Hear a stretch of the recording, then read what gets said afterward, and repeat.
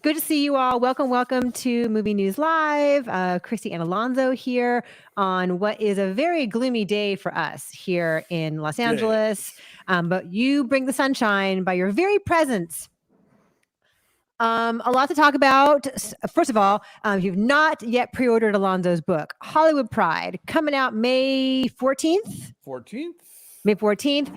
You got to do it because it is chock full of interesting stuff, and Alonso worked hard on it. There's also an audiobook that you can, what do you download it? How's that work? I guess you download it, yeah, or you could stream it. I don't know. I'm not a big audiobook person. Like, I appreciate them, but like the time that I would be listening to them usually is if I'm on a plane, and I doze off on planes, and so then I don't know where I left off. And but I do have some long car trips coming up, so I'll have to look into it. But yes, there's an audiobook, there's an ebook, there's the book, all out May 14th. So yes, pick it up.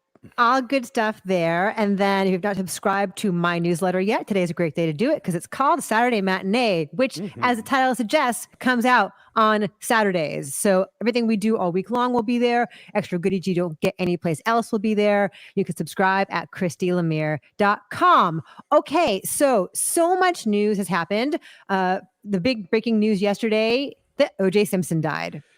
Yeah. Off you go. All those years spent combing the public golf courses for the real killers were in vain, sadly. I mean, yeah. Look, as somebody pointed out, if you just upgraded your Disney Plus to get the ESPN Plus package, watch OJ Made in America. Yes, it's 10 hours long or whatever, but it's brilliant. It's super informative, and it just goes so deep into this guy's life. And I remember after watching it thinking, like, if OJ Simpson didn't exist, some novelist would have to create him, because he was such a walking metaphor for so many ways about the way this country deals with race and fame and athletics and all these different things. Sure. And I mean, he did it, right? Can we just say that now? He's dead. You can't defame the dead. He did it, right? Yeah, clearly. I mean, I think we've always all known that. And the way that the verdict came down is illuminating as far as the racial rifts that exist in our society and how you reacted to that and what a litmus test that was. Of course, before he allegedly or not killed anybody, he was a football great. He was a movie star. He did commercials for Hertz. So he's in the Naked Gun movies. He's in Roots. Wesley Morris in the New York Times has a really good think piece today about OJ and all of his complexity and how he cast off his blackness and just said, I want to live in the world and not be defined as a black person, which made him palatable to white people at a time when someone who looked like that might seem scary to racist white people. Yeah, no, they talk about that a lot in the documentary. And they also talk about the fact that when the jury came to tour the house in Brentwood, that they brought in all of these art by African artists that had not been there before. It was not anything he had an interest in, but they suddenly wanted to play up that angle of it. Yeah, no, it's a complex story, and he was a complex person, but he was also a murderer. Yes. And OJ Made in America is excellent and worth every minute of your time. It won the Oscar for Best Documentary. It won our LA Film Critics Award for Best Editing because Ezra Edelman gets his arms around so much with it, just the history of Los Angeles and race and like what the freeways did and the Rodney King riots. Anyway, it's great. And then, as a couple of folks are pointing out, Teddy KGB pointed out that we can thank OJ for introducing us to the Kardashians. And also On the Game points out that there's the American Crime story that Ryan Murphy did about. Was just about to say, People versus O.J. Simpson, also a really great miniseries. And I think a lot of our current obsession with true crime starts with O.J. Completely right. The wall-to-wall coverage on Court TV. My mom was glued. And so then when the Monica Lewinsky, Bill Clinton stuff happened, there was already the groundwork laid for that kind of viewing experience. And we were already accustomed to it by then. So yes. Oh, OB, yes, to answer your question, Alonso is reading the audiobook. You get the dulcet tones of Alonso in your car, in your ears, wherever you are. So we had to talk about OJ, of course. That was a big thing that happened. But there's so much happening else that is movie-wise, the Cannes Film Festival lineup was announced yesterday, and we have lots of heavy hitters. Francis Ford Coppola, Paul Schrader, the New Yorkers Lanthimos, Kinds of Kindness will be there. We already knew that Furiosa was going to premiere there. What are you looking forward to, Alonso? Well, I'm really pumped about Megalopolis, the Coppola movie, because he had that big screening for like all these sort of like A-list studio executives at Universal City Walk. He booked the IMAX house there, and it was a very tough invite to get. And he's really trying to, because he apparently put 120 million of his own money into this, which is like, oh, we never do that, Francis. And he's looking for a studio that's going to match that in terms of advertising and marketing and whatnot. And apparently, the studio people all thought it was a little too esoteric, a little too art house. So I hope that the Cannes audience is going to really it's going to find its people, certainly in Europe, but also some American distributor will figure out how it's going to work and how they'll take a gamble on it, because it's this hugely ambitious project that I'm very excited about seeing. So long in the making too, and he is of that era of the titans of 70s cinema. So I think for that reason alone, it is definitely an event. There's a whole bunch of stuff that's very exciting, including this movie starring Sebastian Stan as Trump in the 80s with Jeremy Strong as Roy Cohn.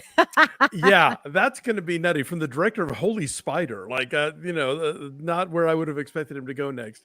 But yeah, that's going to be fascinating, because I think, if you saw the documentary, Where's My Roy Cohn? Mm-hmm. We know that Cohn is historically just like one of the biggest pieces of shit this country's ever produced, but he's so essential to forming Trump as we know him now, and Trump's idea of how the law works, or how the law can be manipulated to one's own favor, all comes out of Roy Cohn. So that's a really interesting story to tell. Right. And then we recapped Fellow Travelers on our Patreon recently, and Roy Cohn was in that as well.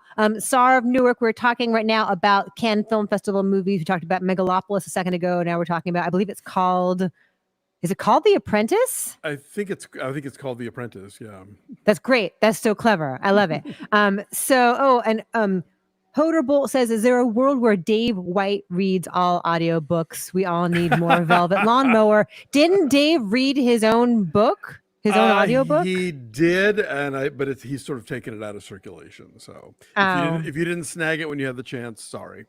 Oh, hi. Yes, Graham Raglis. Can I get a hi, Graham, please? Hi, Graham, please. Good to see you. New David Cronenberg, which wasn't he saying that Crimes of the Future was going to be his last movie? Do these guys ever mean it when they say retires. Something is going to be their last minute? Yeah, no. So that's not happening. Some interesting Jia Zhangke, some cool international filmmakers in there. Not a lot of women as usual. There's a Coralie Farjaz. Has a horror movie with Demi Moore and Margaret Qualley that's in the lineup. But Andrea Arnold has a new movie, but and Agata Reidinger from France, and they're the only ones who are in there this year. Of course, the woman won the Palme d'Or last year with Anatomy of a Fall, so that's always been a sticking point with this festival, about how many women have film in competition. But we got 3. Yeah. Angel, nuestro amigo in España, Angel wants to know, Alonso, is your Spanish good enough to translate your own book? No es. Lo siento. Con práctico, see? A little bit. So, and then, Christian says, I love the Civil War review. I love when you guys disagree. Thank you so much. Yes, this is the next thing I wanted to get to, is that Civil War is out. Our review is out. It's one of the rare times that we are really on opposite sides on this, which is fitting, I think, given the subject matter. And in the comment section as well, it is very divided between people agreeing with me, Alonso, or agreeing with you. And that's kind of funny. A lot of it is folks who have seen it. A lot is people who have not seen it and are really persuaded by the strength of our arguments. So have you guys seen Civil War yet? Did you see it last night when it came out? Let us know. I'd be curious to hear your thoughts on that. And then also today, after we talk to you guys here, we're going to review Challengers. Super early review of Challengers. Our Out of the Theater reaction is out there for that. We loved it. Yeah, spoiler. Spoiler, we loved it. I mean, I am a sucker for Luca Guadagnino anyway. I love Call Me By Your Name. I love pretty much everything he's ever done. I know you didn't love Bones and All, right? I didn't love Bones and All or Suspiria, so it's been a Mhm. minute for me to be on board. But I'm back. I'm back in with this, and we'll get into it. But yeah, I think it's a really exciting movie. One thing I'll say here is that I remember I saw a poster that they were showing it in IMAX, and before seeing it, I thought, "Ah, really, what?" And now that I've seen it, I'm like, oh yeah, I totally want to go back and watch that in IMAX now. Challengers, yeah. Oh, Yeah. for sure. Yeah, we saw it on a pretty big screen. Yeah. But I just, I think there's the visual component here is so strong, and I love that Guadagnino works with Apichatpong Veerasethakul, cinematographer. So the guy who shot Always. this, and several other Guadagnino movies, also shot, Uncle Boonmee, Who Can Recall His Past Lives, and Memoria, and it is really stunning work here. This moves a lot faster than those movies. Yeah, a little bit. A little bit. The ball cam alone, which we will get into, the body mounted stuff. And yes, the score is great. A couple different folks have sent me. There's a remix of the score that is out today. Oh, okay. The soundtrack that's out today. So a couple different folks sent me that, but that is great too. So we'll get into that. So keep an eye out for that later on. Christine, thank you so much for your kind donation. We appreciate you. Christine says, who called in the spouse favor better? Kirsten Dunst getting Jesse Plemons for Civil War, or Colin Jost getting Scarlett Johansson as Katie Britt? That's funny. Her Katie Britt was good. Yeah. And that scene in Civil War is, I think, one that you and I can agree on is absolutely chilling. For sure. Yeah. No. Imagine Jesse Plemons' character in Game Night not played for laughs. Yeah, that's a good question. We have a question about top 5 tennis movies. Are there 5? God, I've never seen Players, but I hear it's terrible. And I've never seen Wimbledon.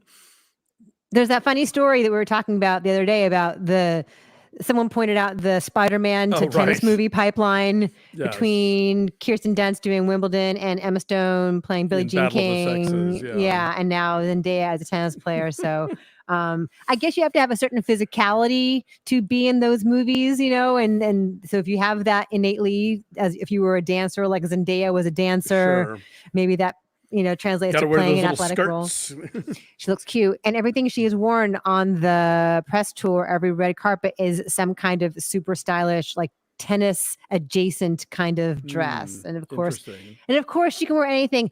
Jeannie Roberts, hello, much love from Mozambique. My goodness. Hello. Hi. What time is it where you are? That is so nice to see you here. Match point. Some folks are pointing out Strangers on a Train.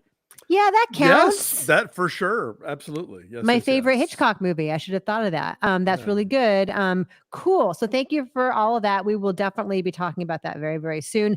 And then also going on, in contrast with the Cannes lineup, is what's happening at CinemaCon, where it's all the blockbustery stuff happening. They showed yesterday 9 minutes of Deadpool and Wolverine. Okay. The third Deadpool movie. My kid is texting me right now while I am doing this live stream. He's like, Mom, look. I'm like, dude, don't you know what happens at noon? Why aren't you in school? Stop texting me. Okay, so we have the reunion of Ryan Reynolds and Hugh Jackman. That's always a fun kind of rivalry. I guess now, though, there's an even deeper level of meta because now Disney owns Fox. Right. Yes. And so they can make fun of Disney as well, and the fact that we now have our first R-rated Marvel movie. Oh, right. Yes. Under the Disney banner. This is true. Yeah.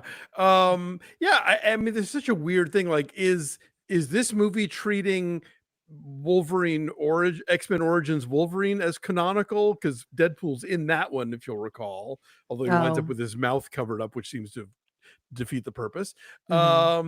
And of course, and we got the X-Men at the end of the Marvels, so I guess it's all getting shoved together now. Yeah. And the Fantastic Four is happening. So right. But we have the TVA in this because Matthew McFadden plays a guy who works at the TVA. Oh. So this is now linking into Loki. Okay. All right. So that'll be interesting. We recapped Loki over We at did our indeed. Patreon as well. So we enjoyed that. Yes. Benjamin, I did not see any of the Gladiator 2 footage, so I don't know about that. Hello to Katie Robinson, our good friend. Good to see you here. Yeah. Oh, also there were 35 minutes of Inside Out 2. Interesting. Yeah. So they're getting everyone hyped. They have all the theater people and all the pundits and all the people who follow these things.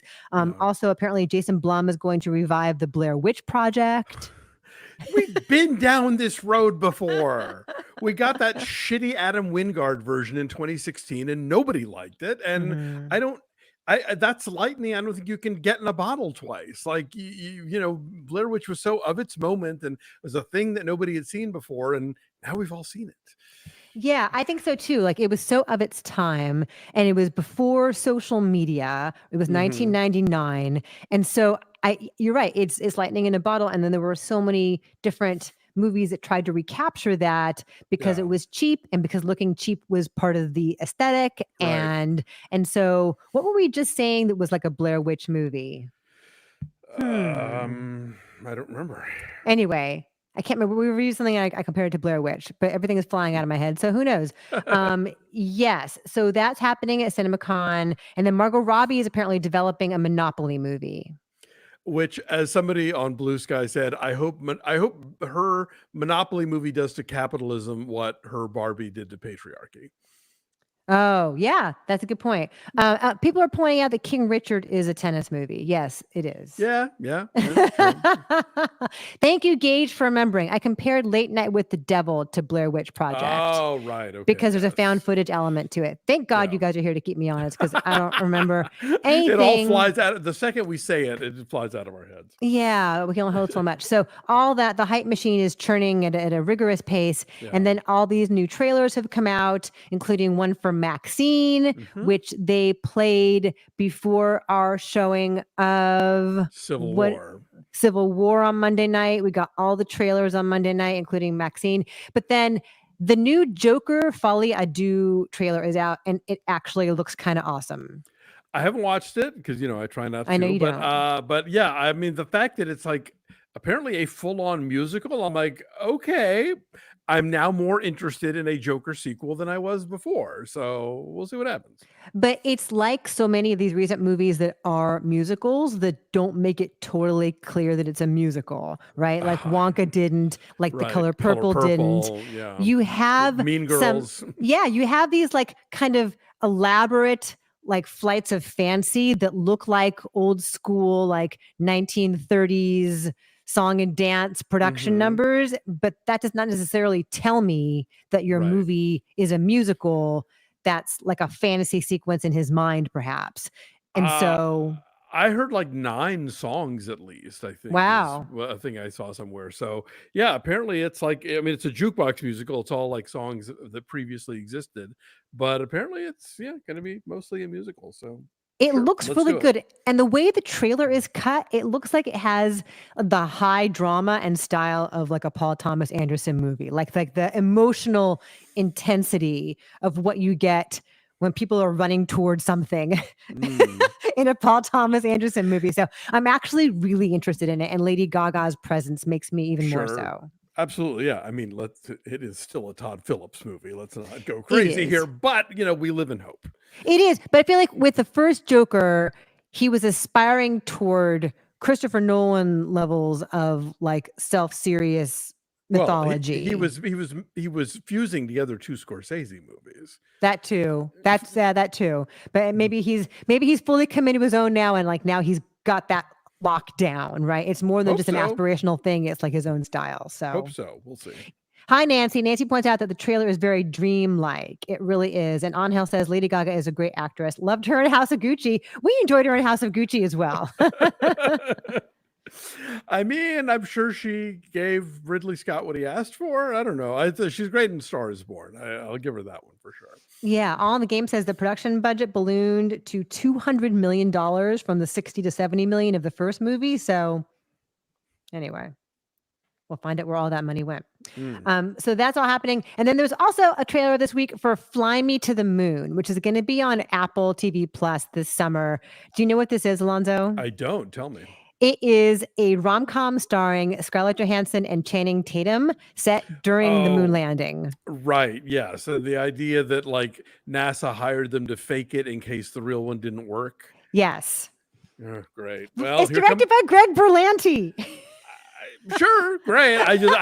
I'm less worried about the movie than I'm about the flat earthers who are all like, see, we told you it was a fake, No, but this is comedy. Maybe they won't see it that way. Maybe they don't realize it's comedy parody. But they are great looking and seem to have fun chemistry. And she gets to wear cute little 60s dresses. And so I'm all for that. So that is coming out, I believe, June 24th. A couple more things. Did you watch the Curb Your Enthusiasm finale? I stopped watching Curb Your Enthusiasm during the first season, not because I didn't think it was funny, but because it gave me anxiety. Because I would watch that show and I would think, oh God, that's the kind of thing I would do or say, and it would all go terribly. And I couldn't enjoy that show because I just kind of felt like I felt like I was sticking my foot in it, not Larry. And so, but I know people love it, and I heard about what the finale did. So Curb's like a documentary for you? Is that what you're saying? A little bit. Yeah, I mean, it was very clever in that they kind of like took that Seinfeld finale and they took it back. They made it their own and they were kind of unapologetic about it. And apparently Jerry Seinfeld himself was really psyched to go back to the idea of like visiting Larry in a jail cell and like revisiting that moment of how the Seinfeld finale ended ultimately. And people hated it. But I wonder, is there any way to do something like that right when it's such a massive part of the cultural experience, when it's such a phenomenon? Are you ever going to make anybody happy with the end of something like that? Yeah, finales are tricky. I think the Seinfeld finale is great. I think that because it just addresses the fact that, like, yes, you've come to know and love these characters, but they've been sociopaths this entire time. And the fact that the show ends with them having the same conversation they had at the beginning of the show is to basically be like, yeah, they've learned nothing. And that's the point. They can't evolve, right? Exactly. Yeah, they won't, And so, yeah, I think in a lot of ways that's a perfect poetic coda to the show, but people wanted, I don't know what the hell they wanted. What's your favorite like series finale? Oh God, that's really hard. That's really hard. Because I know mine. Please tell me. Maybe I'll think of one. Yeah. 6 Feet Under. How did it end? I don't remember. Oh, spoiler for a show that's been 15 years out. The show ends with showing you how they all die. Because every episode would begin with the end of someone's life, and then that person would be the corpse of the week, basically, in the funeral home. But they show you how every single character dies, and to that "Breathe Me" was that the name of the song? I don't know. I forget, but it's gorgeous, and I wept, and it's like to me still like the great TV series finale of all time. We have lots of folks chiming in with great ones, including Lynn Hart, who said Newhart. Yes, for sure. Definitely. I mean, the Sopranos, Mary Tyler Moore, there's a lot, St. Elsewhere. There's a lot of really great ones out there, but 6 Feet Under is always my favorite. Couple folks chiming in also with 6 Feet Under and Mad About You, says Christine. Roma Steve says, now do that for Game of Thrones season 8, which people hated. Seth says Marvelous Mrs. Maisel had a brilliant finale. MASH, of course, is a classic. Sure. Yep. Yeah, definitely. Haley says Sharp Objects, but it was a book first. A couple of folks voting for The Leftovers, including Langley and Daniel. Good one.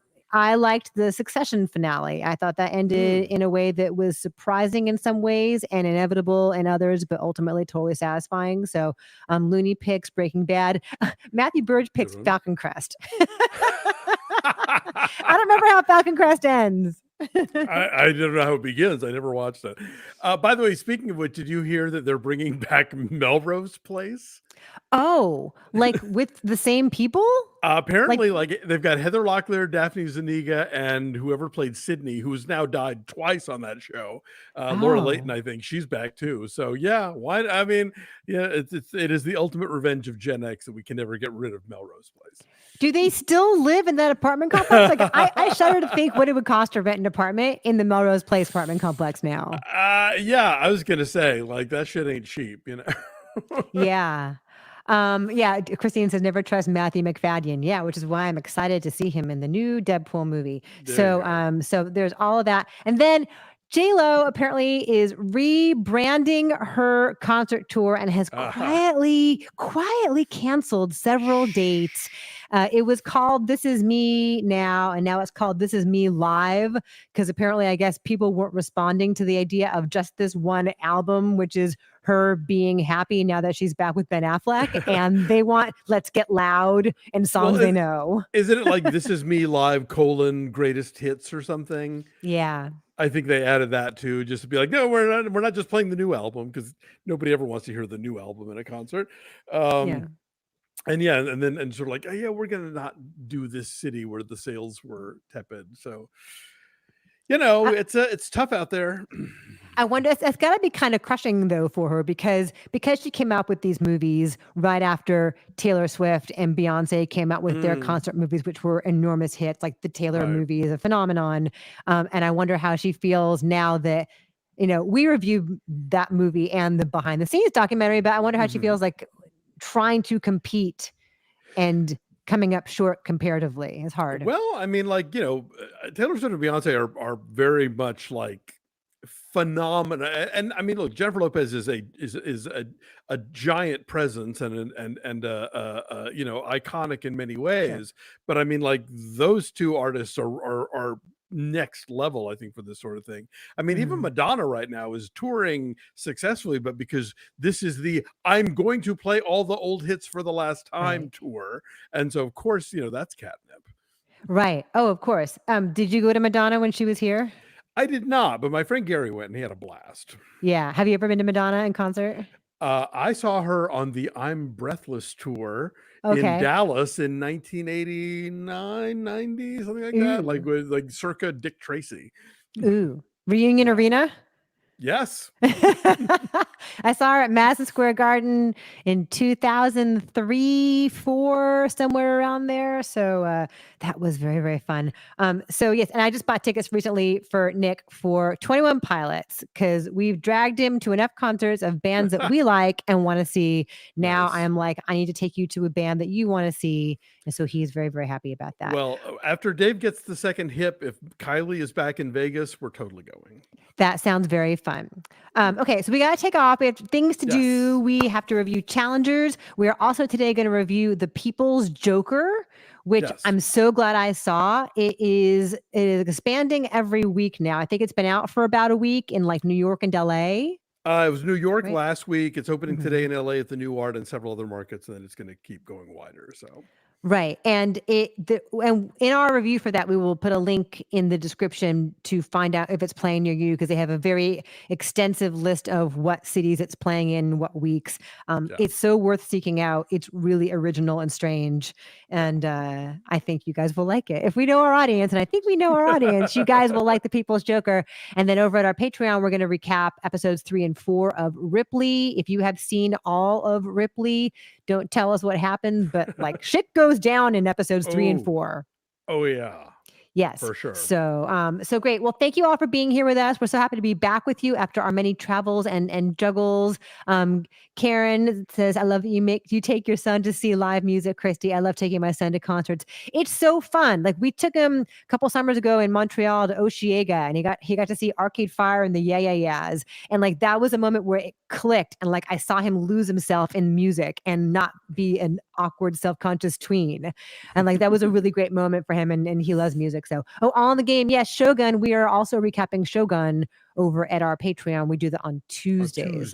So come and hang out with us there. Roma Steve says Ripley is so good. Yes, it is. John McVeigh, good to see you. Angel, good to see you. I'll do a teeny bit of romper room right now. Gage, I hope y'all are able to discuss Abigail soon. Yes, we are seeing it next week, and we'll have a review of that for you next week. Take care, Langley. Cheers, Roma Steve. Anthony, we adore y'all. Thank you for being here. We appreciate that. Have a great, great rest of the day. Have a good weekend wherever you are, whatever you're doing. I'll be back here with you next week. Bye. Thanks, y'all.